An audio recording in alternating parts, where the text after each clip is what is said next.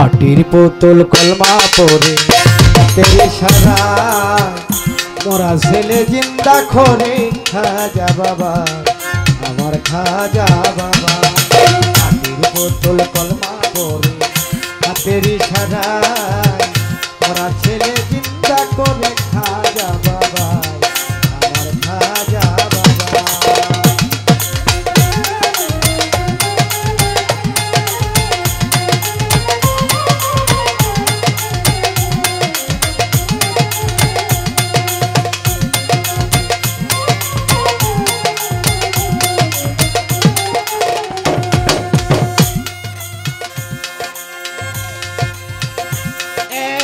মাটির পুতুল পূজারীদের ডেকে বলে ভুল মাহবুল বলো আল্লাহ রাসূল।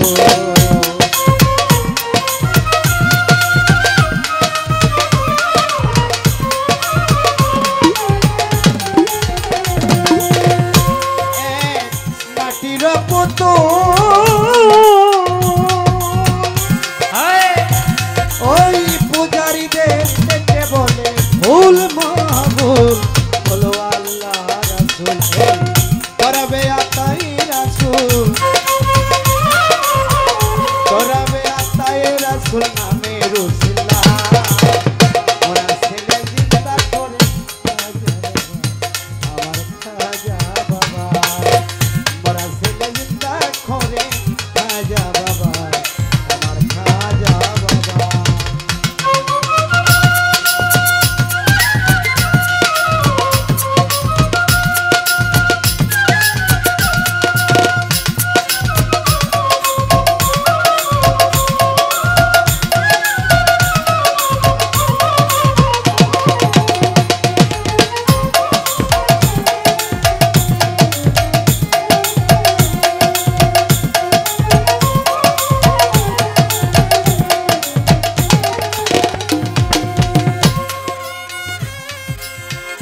হাজার চরণের তুলে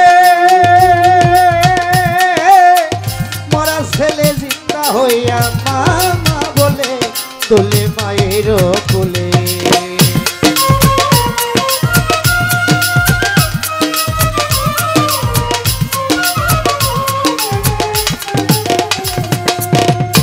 হাজার চরণের তুলে ছেলে জিন্দা হইয়া হাজার চরণের তুলে মরা ছেলে জিন্দা হইয়া মামা বলে তুলে মায়ের কুলে সুরভিত ভুলে ভুলে চরণে ধোয়া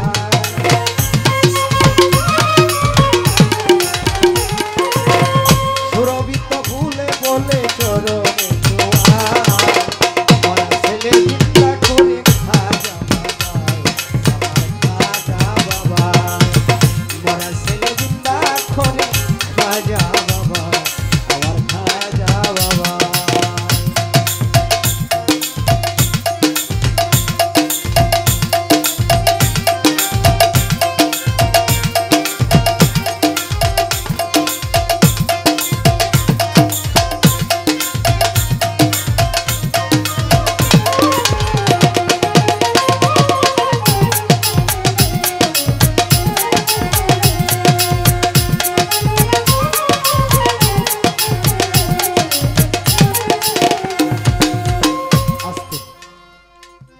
আমার কাছে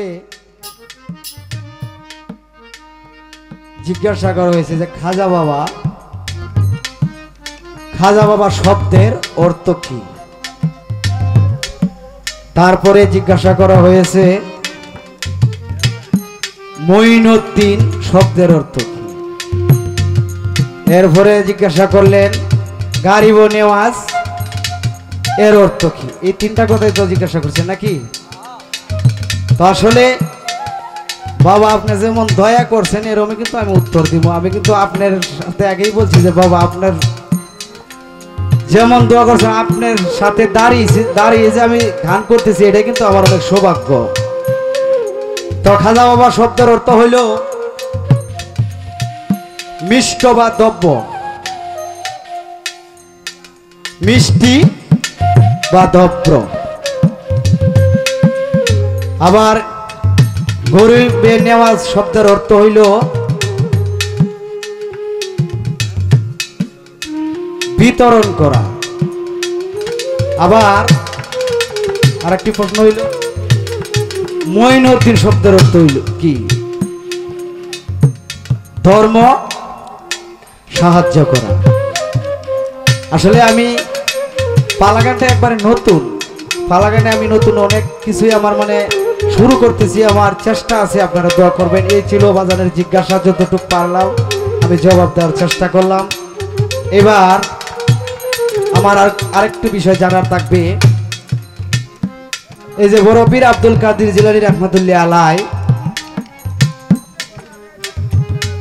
উনি একজন আল্লাহর ওলি ছিলেন। উনি মায়ের গর্ভে থেকে একজন মানুষকে হত্যা করেছিলেন।